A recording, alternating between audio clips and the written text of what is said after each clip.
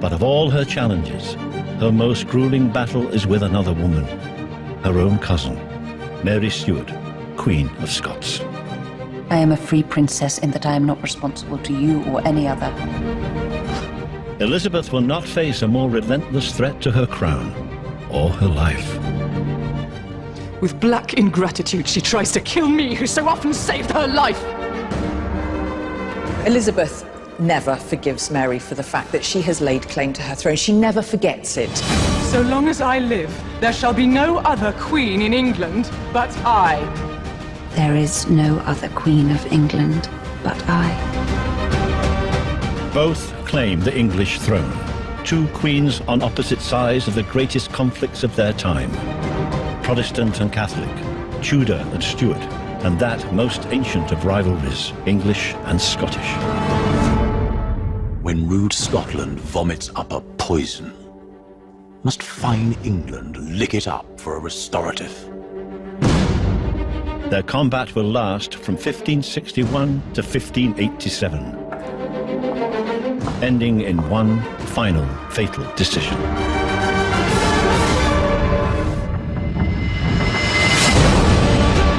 And yet, in nearly 3 decades of obsession with each other, they will never actually meet. Their explosive relationship is played out entirely through letters, written with an intimacy and passion that still burns through the paper. Beneath those elegant phrases swirls this dark, deadly current which is going to drag one of the writers down. Here, for the first time on television, dramatised purely from the words of the two queens and their courtiers, is the fatal story of Elizabeth and Mary. No more tears. I will think upon revenge.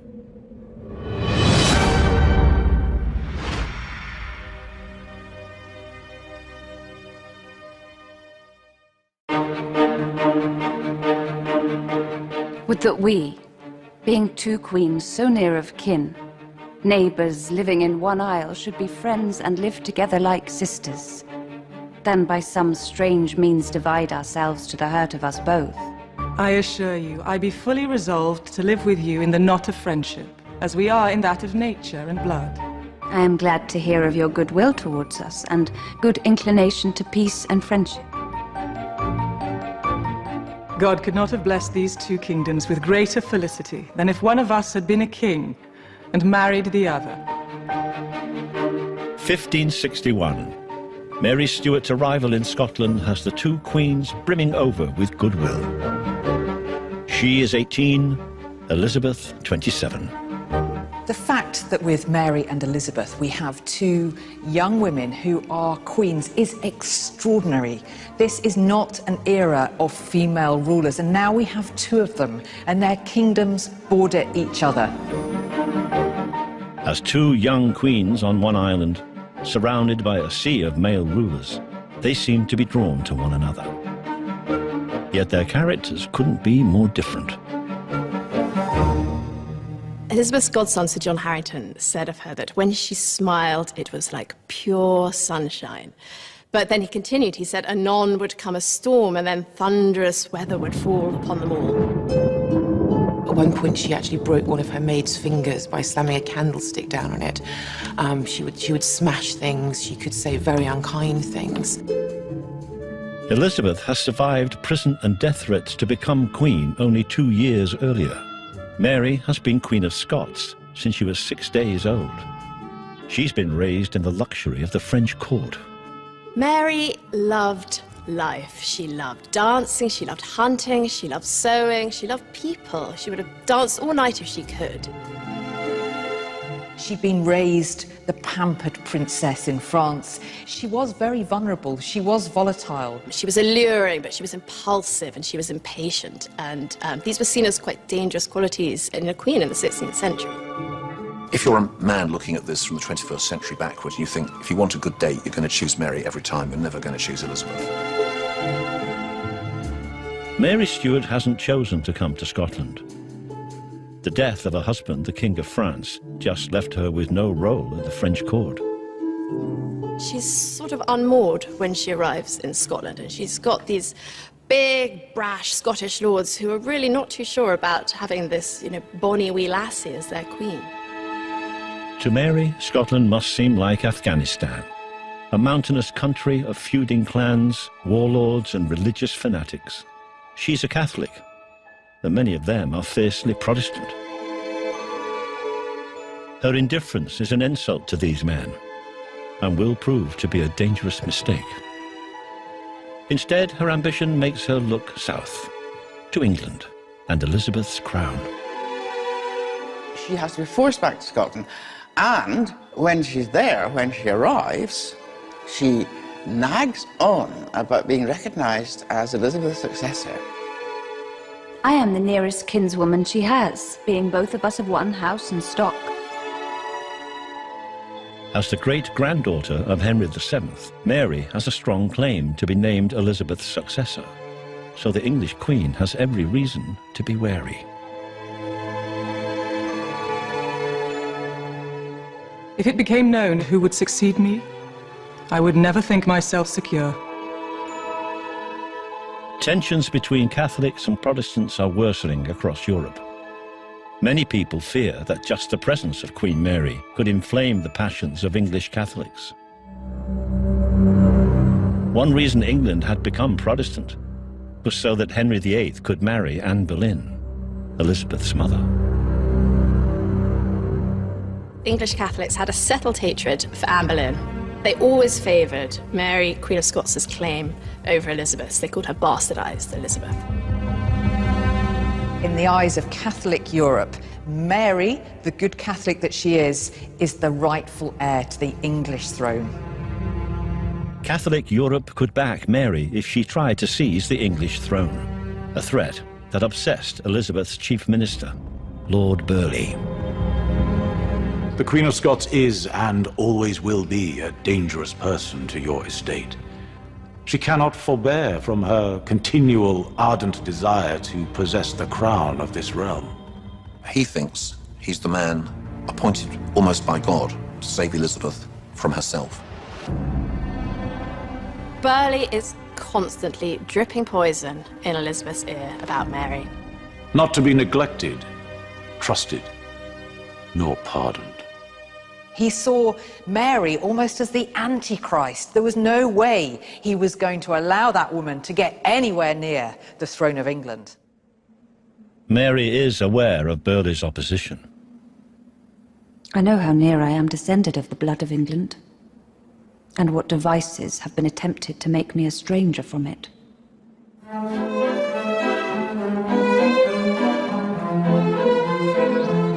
Elizabeth uses elaborate tactics to avoid ever giving Mary a straight answer about the succession. In September 1564, Mary's envoy, Sir James Melville, is sent to speak to Elizabeth to pin her down.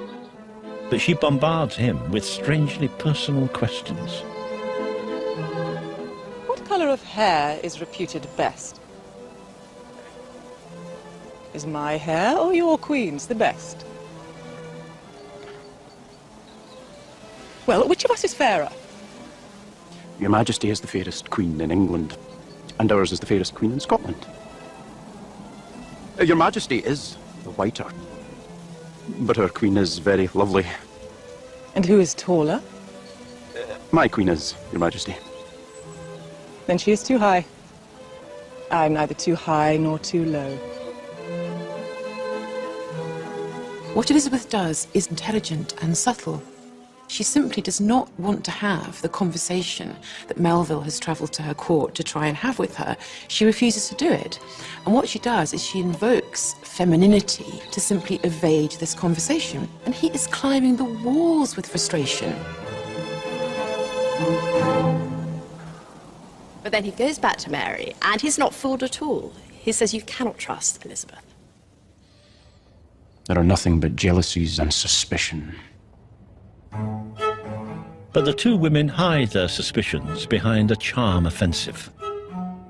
We shall present to the world such friendship as has never been seen. They seem to compete in their declarations of love, Elizabeth sends Mary a diamond ring, but Mary goes one better. Mary sends Elizabeth her portrait. It's a miniature portrait in a heart-shaped diamond ring, and she sends it with Petrarchan, almost love lyrics. And it's this sort of sense that she's wooing Elizabeth, she wants to meet her.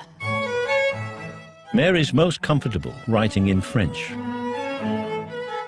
Donc, chère sœur, si cette carte suit l'affection d'une voix qui me presse, c'est que je suis en peine et en tristesse, si promptement le fait ne s'en suit. Mary's obsession with being recognised as Elizabeth's heir to the English throne made her easy to manipulate. Elizabeth could deal with this. She's dealing with someone who wants what only Elizabeth can give. It's marvellous.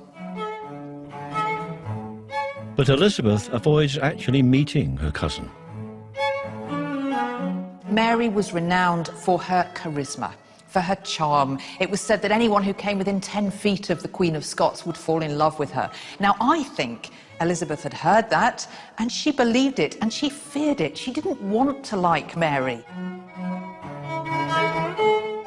Having failed to meet and charm Elizabeth, Mary tries a new scheme to strengthen her claim to the crown. Marriage. But Elizabeth is not about to let her cousin marry one of her powerful European rivals. I recommend some fit nobleman within the island. But I declare no child of France, Spain, or Austria will be acceptable. And your right and title to the English crown will depend much on your marriage. The root problem is Elizabeth regards herself as the superior queen, and she regards Mary as a satellite queen, and no Scot, then or now, would accept that.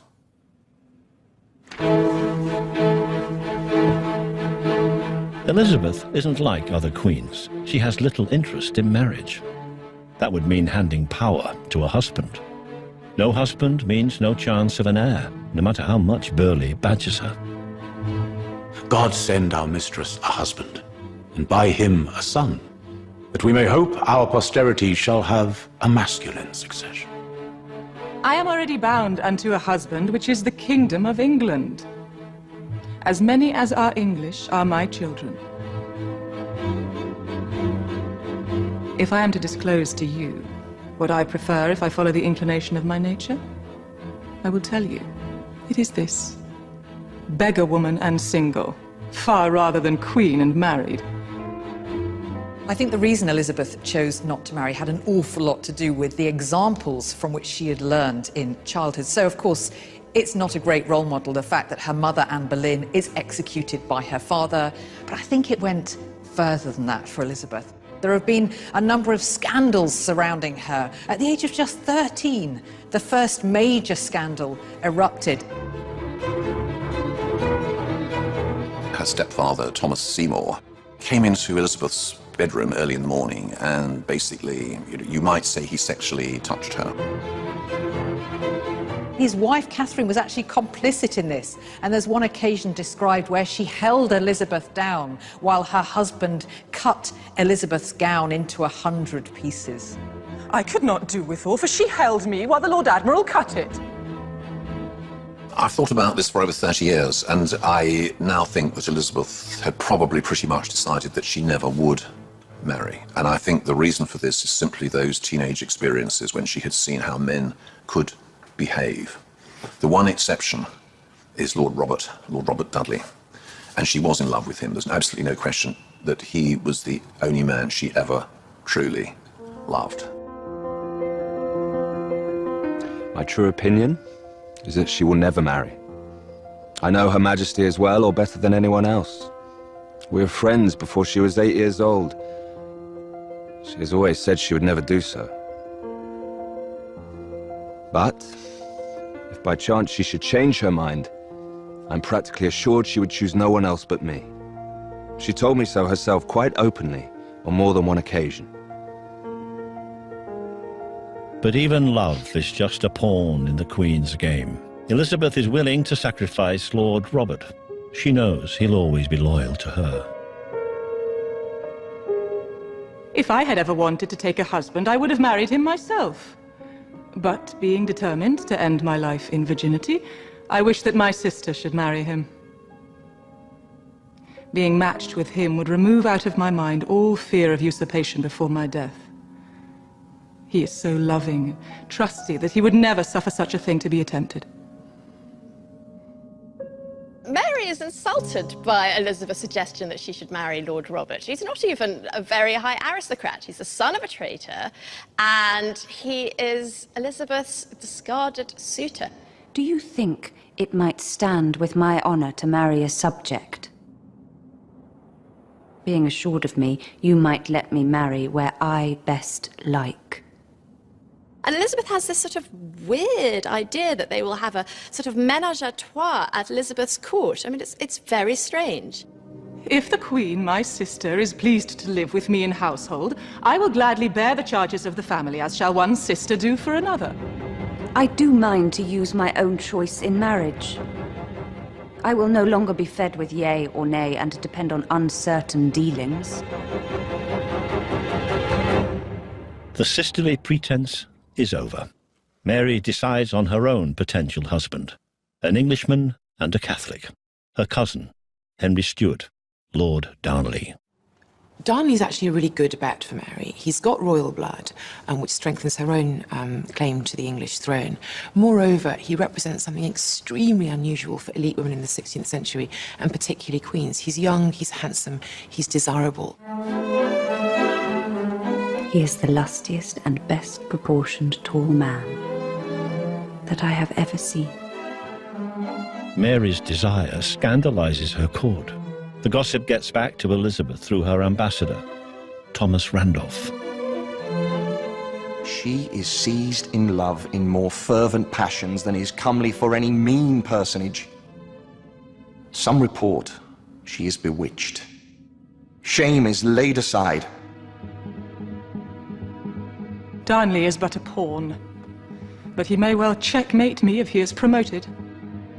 I think Elizabeth was very suspicious of Mary's motives when it came to Lord Darnley, because Darnley too had royal blood. In fact, he was one of the strongest claimants to the English throne. So she undoubtedly saw this as an aggressive move on Mary's part, that she was considering marriage to this man.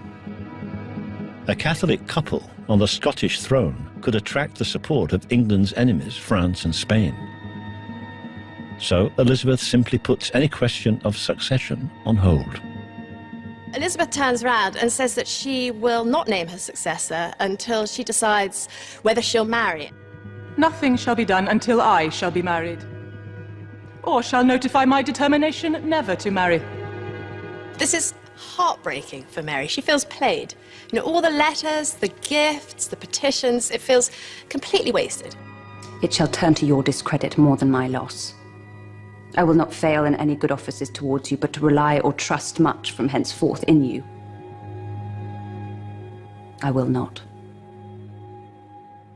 She gets up, she goes out, she has a good cry, and then she goes to see Darnley. On July the 29th, 1565, Mary marries Darnley without Elizabeth's permission.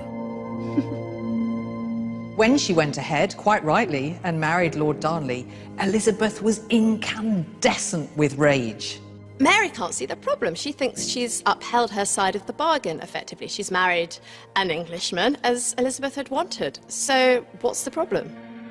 You can never persuade me that I have failed you, but you have failed me. I have found your proceedings of late very strange.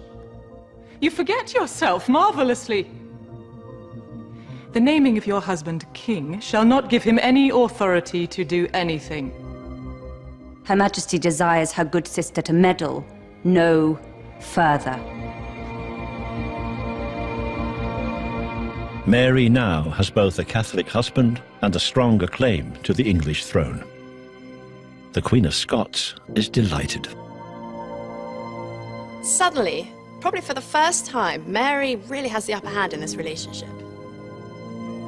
Madame ma sœur, I understand you are offended without just cause against the king, my husband, and myself. Mary's marriage to Darnley doesn't just offend Elizabeth. The Scottish lords are horrified. Darnley, he was awful. The Protestant lords couldn't bear him. He may have had Scottish blood, he may even have Stuart blood, but to them he was this effete, bisexual, beardless Englishman. One contemporary even called him a great cock chick. And this is not the kind of guy that they want telling them what to do in Scotland. He's unfaithful to Mary, from very, very early on. He's a terrible drinker. He's a big whiskey drinker. He goes into uncontrollable rages. I know for certain that Queen Mary repents her marriage and that she hates him. She is so much altered. Her wits are not what they were. Her beauty another. Her cheer and countenance changed. A woman more to be pitied than any I ever saw. Once he's married, that's it. He's king. He thinks that she should be a submissive wee wifely and do exactly as he tells her. Then comes big news. Mary is pregnant. If it's a boy, he'll strengthen the Stuart claim to the English crown. But some wonder if Darnley is the father, or one of Mary's courtiers. David Rizzio. David Rizzio is an Italian musician, and he's Catholic, so of course he has to be a papal spy. He's everything that the Protestant lords can't bear. He seems to have inveigled himself into Mary's intimacies, into her familiarity. Jealous of the influence the Italian has over Mary, Darnley goes after him. There are practices in hand that David, with the consent of the king, shall have his throat cut within these 10 days. The attack comes suddenly. Darnley and Lord Riven, a Scottish lord, came in. They tried to detach Mary from Rizzio, but she was shielding him. He hid behind her skirts. They dragged Rizzio away and they stabbed him. It was like a cell block shanking. He was stabbed 56 times, Mary recalled. With her friend lying in a pool of blood at her feet, Mary could take no more of Darnley. You have taken your last of me, and your farewell.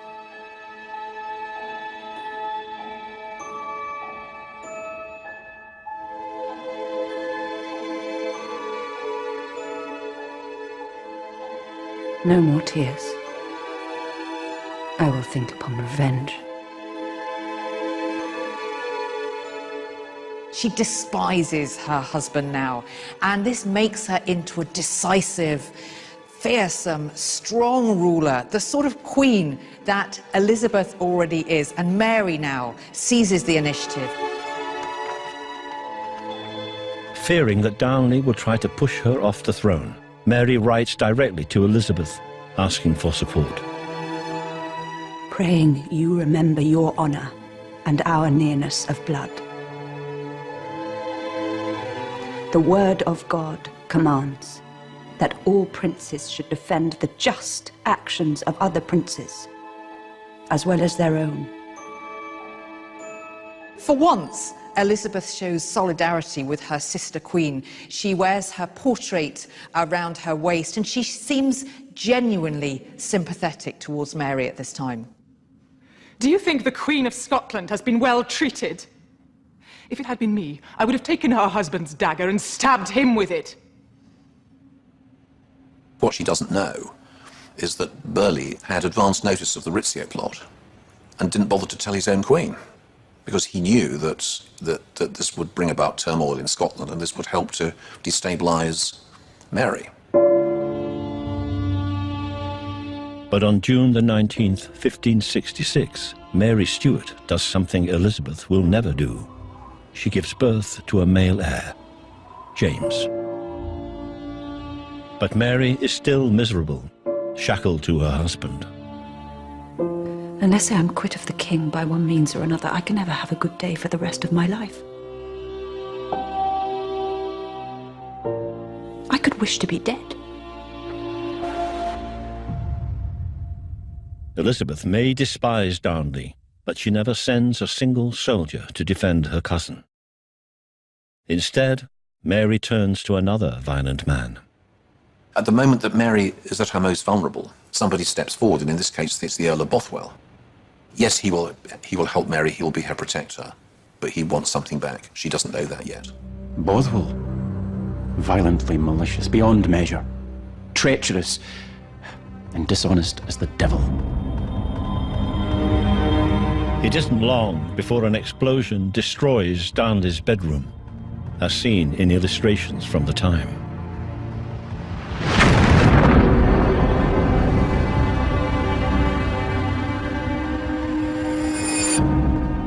Blown in the air with such vehemence that the whole lodging, walls and other, there is nothing remaining, no. Not a stone above another, but all carried away or dashed in dross to the very ground. Mysteriously, Darnley's half-naked body is found 60 paces from the house, strangled. Many Scots suspect that Mary and Bothwell are behind it. Killing a king is considered the worst crime in the Christian world. With public opinion turning against Mary, Elizabeth is losing patience with her cousin. She procured her husband's murder. Bothwell, the chief murderer, was protected by her. But Mary is adamant that she has nothing to do with it. I lament the tragedy of my husband's death more than any of my subjects can do. I had never knowledge, art, nor part thereof. For the love of God, madam, use such sincerity and prudence in this case that all the world may feel justified in believing you innocent of so enormous a crime, which, if you were not, would be good cause for degrading you from the rank of princes. All of Scotland cried out upon the foul murder of the king. Everybody suspected Bothwell. Now Bothwell calls in Mary's dead. He abducts her for 12 days, and some think he rapes her to force her into marriage. I cannot dissemble that he has used me as I would have wished, or deserved at his hand. There are people that have tried to defend Mary, who have said that she was raped by Bothwell. I don't agree with that, actually, because the one thing that everyone knew Mary for was that she stood on her grandeur as a former Queen of France. She was not going to marry a man who had raped her. So I think that she was talked round. May the 14th, 1567. Mary marries Bothwell in the middle of the night. They have so little support now. Only a few people attend. The news soon reaches Elizabeth. How could a worse choice be made for your honor than in such haste to marry a subject who, besides other notorious lacks, public fame has charged with the murder of your late husband? Burghley and the Scottish lords used Darnley's assassination to accuse Mary and Bothwell of adultery and murder, declaring them morally unfit to rule. She feigned herself to be forcibly taken by him and then married this murderer, giving him greater estates than ever she gave her own husband. She could now be completely rubbished as a woman of any status, any pretensions or rights to royalty. She's a whore, she's a murderess, she's an adulteress. You know, what word do you want? Scots think their nation dishonoured, the Queen shamed, and country undone. She is now in utter contempt of her people, and so far in doubt of them herself, that without speedy redress, worse is to be feared. With the Scottish lords gathering their armies against her, Mary realizes she has no chance. She surrenders herself in order to save Bothwell. Perhaps she did love him, after all. It basically ends with Bothwell offering to fight the lords in single combat. At the last moment, Mary stops it. She wants to try and end the thing with non-violence. So she proposes that Bothwell be allowed to escape and not to return. And she will go, with the lords. Bothwell flees to Norway, and Mary is paraded as a trophy through Edinburgh. She's brought back to Edinburgh as a captive, dressed in very ordinary clothes, not the great robes of a queen, with the Edinburgh mob howling at her. Burn her. Burn her. She is not worthy to live. Kill her. Drown her. Or so I'm told. Of course, Burghley is, just rubbing his hands with glee. Now Scotland is in chaos. But in England, Elizabeth is having none of it. First, she throws her support behind Mary. You have a good neighbor, a dear sister and a faithful friend. You shall not lack my friendship or power for the preservation of your honor in quietness. You don't rebel against an anointed queen. That's a red line for Elizabeth. So she's always going to support Mary against the lords who are undermining her sovereignty. Then Elizabeth threatens war against the Scottish lords. You have no warrant, by God's or man's law, to act as superiors, vindicators, or judges over your prince. Whatever disorders you gather against her. If you continue to keep her in prison, or touch her life or person, I will not fail to revenge it to the uttermost. Rather than fight Elizabeth, the Scottish lords imprison Mary on an island in Loch Leven and force her to abdicate. They show her the documents, she reads it through, she doesn't want to sign it, they threaten to slit her throat.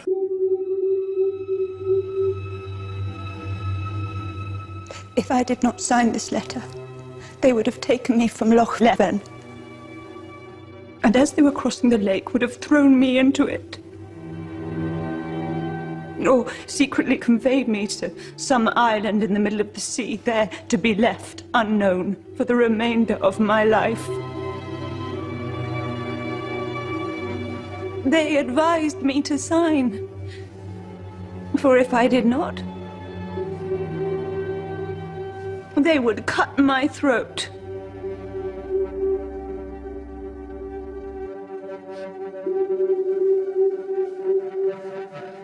You don't imprison a woman like that and expect her just to, keep her composure. So they just brutally wear her down. Of course, she also has to fear, she's fearing for her son. What will happen to him? They do, of course, say that, well, he will be crowned king. Mary will never see her infant son, James, again, but she can ensure he'll be king. On July the 24th, 1567, Mary signs the letter of abdication. She is now a queen without a country. Mary was in a pretty bad mental state. It's a reminder of the problem of Mary's character all along. She's not got that kind of quality of toughness, of steel, that enables monarchs to rule in very difficult circumstances. She panicked, hared off down to Galloway, and fled to England. Her Majesty lost all courage and took so great fear that she never rested till she was in England, thinking herself of refuge there. Mary will never return to Scotland. Her last hope is with Elizabeth, a woman she has never met. I am now completely forced out of my kingdom and driven to such straits that next to God, I have no hope but in you. She'd believed Elizabeth when she'd offered her support, when she'd expressed her love for her sister queen. And so she took her at her word, and the result was disaster for Mary. Instead of a royal welcome, Mary runs straight into a trap. Burghley has her immediately placed under house arrest. Burghley makes sure that Mary's locked up straight away. And, around her are put people whom he knows are loyal to the Protestant cause and to him.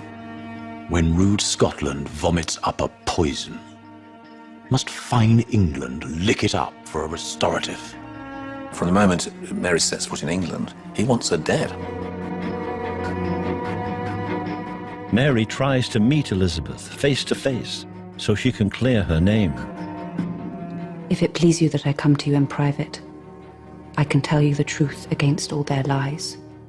When it is proposed yet again that Elizabeth and Mary meet, the English Queen gives the excuse that she cannot meet her cousin because Mary is still embroiled in the scandal of Lord Darnley's murder. And until her name has been cleared once and for all, the English Queen cannot be seen to meet her. If you find it strange not to see me, you will see that it would be malaise of me to receive you before your justification. But once honorably acquitted of this crime, I swear to you before God, among all worldly pleasures, meeting you will hold the first rank. Now that Mary is actually in England, Elizabeth isn't so friendly, as Mary realizes. I see how things frame evil for me. I have many enemies about the Queen, my good sister, who do all they can to keep me from her. She's reduced to making empty threats. I have made great wars in Scotland, and I pray God I make no trouble in other realms also. Have some consideration for me, rather than always thinking of yourself. I assure you, I will do nothing to hurt you, but rather honor and aid you. The question becomes, what's to be done with her? And for this, of course, Burghley needs some evidence. Burghley's spies intercept encrypted letters from Mary's Catholic supporters, which show that they are plotting to put her on the throne. Now, Mary really is a potential threat. Now, whether or not she is trying to get Elizabeth's throne, other people are trying to get it and put her on it. Mary denies any part of it. I never wrote anything concerning that matter to any creature. And if any such writings be, they are false and feigned, invented only by themselves to my dishonor and slander. I am no enchantress, but your sister and natural cousin. But Mary's protests fall on deaf ears. The queens are caught up in a battle bigger than themselves. Catholics and Protestants are dying on both sides, in the Netherlands, in France. And what happens with Elizabeth and Mary is that, privately moderate though they may have been, they become polarized as figureheads of two sides in a more and more extreme conflict, in which their particular conflict with one another has become emblematic. To Lord Burghley, the Catholics are a clear and imminent danger. Their malice is bent against your person. They will never cease, as long as the Scottish Queen lives. Elizabeth refuses to be bounced into executing Mary, Queen of Scots. The evidence is not watertight, and also she has this abhorrence at the idea of executing an anointed queen. Can I put to death the bird that, to escape the pursuit of the hawk, has fled to my feet for protection? Honor and conscience forbid. Mary's held in castles all over England, but she never accepts being a prisoner. Since you have detained me forcibly, if you suspect that I desire my liberty, I cannot help it. I am a free princess, in that I am not responsible to you or any other. Months turn into years of confinement. Mary never tires of writing to Elizabeth, tens of thousands of words, demanding her freedom and pleading to meet. Each word scored into her embittered heart. I have written to you several times during the last year to lay before your consideration the unworthy treatment which I have received in this captivity. In her more desperate moments in captivity, she becomes increasingly a prisoner of her own imagination within this claustrophobic world. Mary did start sending small gifts to Elizabeth to attract her attention. Elizabeth had a terribly sweet tooth, so Mary would send marzipan, she would send nuts. She also had a mirror on a chain. She also sent this to Elizabeth as a gift. She's trying to open up a line of communication so that maybe they can work this out. But Elizabeth just stonewalls them all. I beg you to relieve yourself of the charge which I am to you. But things only get worse for Mary. After 17 years in prison, she still hopes her son, James, the King of Scotland, will negotiate her release. Elizabeth had the bright idea that Mary might go back to Scotland and rule jointly with James. Now, young James grew up to be a very effective king. James, who's now approaching adulthood, decides he's going to ditch his mum. The last thing he wanted was a discredited mother back, messing things up and getting in the way. Was there ever a sight so detestable and impious before God and man than an only child despoiling his mother of her crown and royal estate?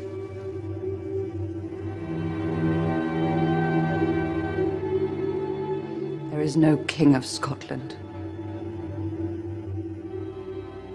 nor any queen but me. What this does is it forces Mary to say, I got to get out of here. And from this point, she's willing to listen to even desperate plots.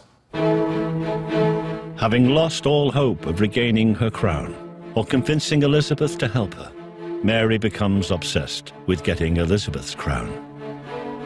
I will not leave my prison save as Queen of England. Burghley suspects Mary is plotting to have Elizabeth killed and trying to make England Catholic again. So he sends his spies out to get proof. Mary becomes this romanticized figurehead for a generation of young men educated in the Catholic colleges in France, in Rome and in the Netherlands, who want to give their lives for their faith. It doesn't take long before a young man writes to Mary. Burghley's trap is set. Anthony Babington is a young, not very bright, but enthusiastic Catholic gentleman with too much money and a lot of time on his hands. He writes to her and he says that he will help spring her from her imprisonment, and at the same time 6 gentlemen will do the deed. They will assassinate Elizabeth. There be 6 noble gentlemen, all my private friends, who, for the zeal they bear the Catholic cause and your Majesty's service, will undertake the execution. Everyone's waiting. Burghley's waiting. Babington's waiting for Mary's reply. And 12 days later, it comes. She basically damns herself in that letter. The affairs being thus prepared, and forces in readiness both without and within the realm, then shall it be time to put the 6 gentlemen to work upon the accomplishing of their design. Babington's promising her ships and soldiers, and there never were any. There were no ships, there were no soldiers, there were no loyal Catholics waiting to carry her to elegance and luxury and freedom such as she'd known in her childhood. It was all a fantasy, and what's terribly, terribly sad is that Mary still believed it. Burghley's spies bring him a copy of Mary's letter, but will it be enough to condemn her to death? I hope that God, which hath given us the light to discover this great conspiracy, will also give assistance to punish it. Any sympathy Elizabeth ever had for Mary is gone. Well, what do you think of your Queen of Scotland? With black ingratitude and treachery, she tries to kill me, who so often saved her life. Now, I am certain of her evil intent. It may be she will not have another opportunity to behave like this. Despite the proof, Elizabeth can't bring herself to condemn Mary. She felt guilty. She felt terrified that God would judge her on the last day for putting to death the divine right ruler. And, she probably felt upset and annoyed that she'd been boxed into this situation that she never wanted to be in, that she had managed to avoid for most of her reign. Instead, she turns her rage on the young plotters. Babington and his associates were hanged on the gibbet. They were cut down while still alive. and they had their private parts chopped off in front of them, they were eviscerated, their entrails were burnt in front of them, and then they were executed, and then they were quartered. And what's really gruesome about this is that Elizabeth asks Burghley if he could come up with something else. And Burghley assures her that if it's done properly, i.e. if they're cut down soon enough so that they can witness their own evisceration, then it would be pain enough. On October the 25th, 1586, Mary is pronounced guilty of conspiring to murder Elizabeth.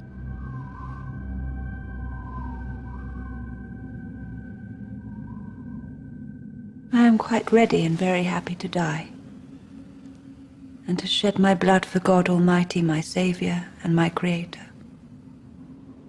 So the sentence was proclaimed. But even then, Elizabeth wouldn't do anything. Why? She just wanted it all to go away. She didn't want to be the source of the execution of an anointed queen. If it had pleased God to have made us both milkmaids with pails on our arms, so that the matter rested between us two, and that I knew she should still seek my destruction, yet could I not consent to her death. This is my own personal speculation, but I think she wanted Mary dead. She knew that Mary had to die, but when it came to it, she couldn't quite bring herself to believe that she was the person who was striking Mary's head off. Out fair, out very. Out fair, out very. Neferiari feri. Neferiari feri. Neferiari feri. Neferiari feri. Neferiari feri. Neferiari feri. To bounce Elizabeth into making this decision, she is told by Burghley, and this, when I first discovered this in the archives, I could hardly believe it. She's told by Burghley that the Spanish Armada's landed a year early in Wales. Burghley invents a full-scale invasion to push her into signing. The realm will be in great danger, principally the person of your majesty. Burghley tells the Queen to double her guards. Who knows what might happen? She calls for the warrant, and she signs. She signs it after they've been pressuring her to do it, and suddenly it's done. Burghley quickly sends off the executioners. But then, almost immediately, Elizabeth acts as if she didn't know what she was signing. I was given a whole pile of papers by my secretary. He should have told me that top of the pile was the warrant for the execution of the Queen of Scots. So she blames everybody but herself. All the time, she's trying to wash her hands of the blood of Mary, but they are covered in it. After 19 years of confinement, Mary is suddenly told that she will die the next morning at Fotheringay Castle, February the 8th, 1587. I did not think the Queen, my sister, would have consented to my death. But seeing that your pleasure is so, death shall be to me most welcome. Do not accuse me of presumption if on the eve of leaving this world and preparing myself for a better one, I remind you that one day you will have to answer for your charge. Mary had decided that she would die a death that would always be remembered. She was going to go for a Catholic martyrdom. If she couldn't win in life, she would triumph in death.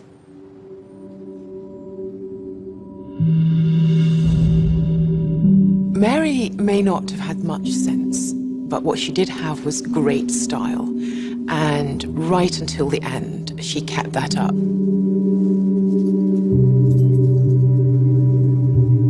She's dressed in black.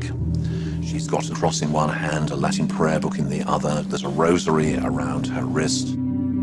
I hope you shall make an end to all my troubles. She shows charity to her executioner. She consoles her weeping ladies. Under her outer garments, she's dressed in tawny red, the colour of martyrdom. There's even sort of gallows humour that you get, so she jokes with her executioner that she hasn't had such a servant undressing her before, and certainly not in front of the audience that she had there. I've never taken off my clothes before such a company.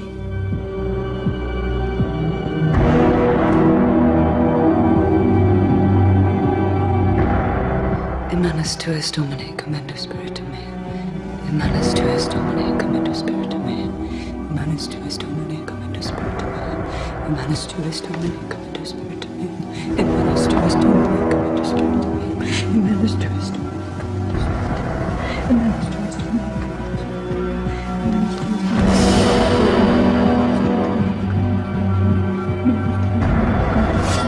The first stroke goes right into the back of the neck. She continues praying, into thy hands, O Lord, I commend my spirit, in Latin. The second blow goes really 9/10 of the way, but he finishes it off using the axe as a meat cleaver. The headsman picks up the head as you do and say, God save the Queen, except that, of course, Mary was wearing a wig, so the head rolls off the stage like a football.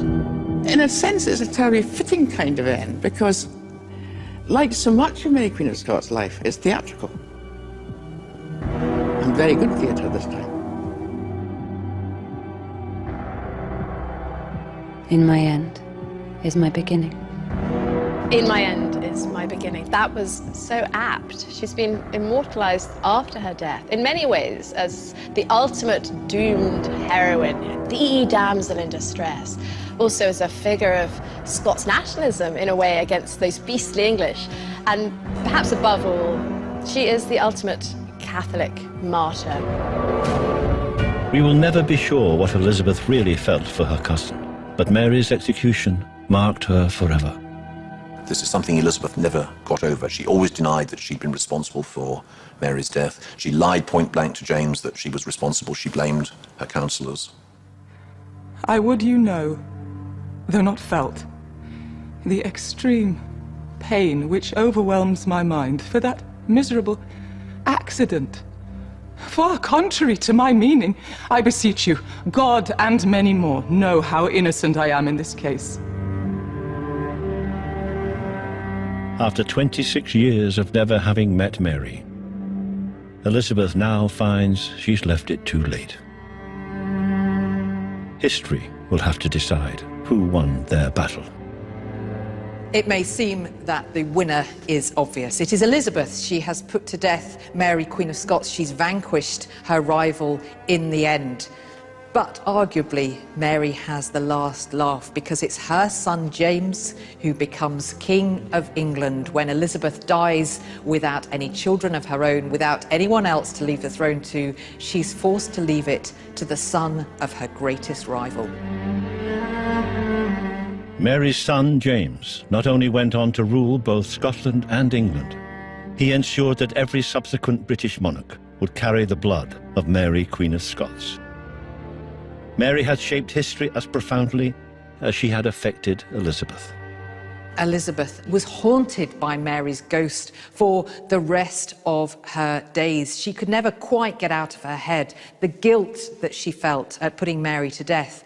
And it's said that on Elizabeth's own deathbed, the name that she uttered last was that of the Queen of Scots. Would that we, being two queens,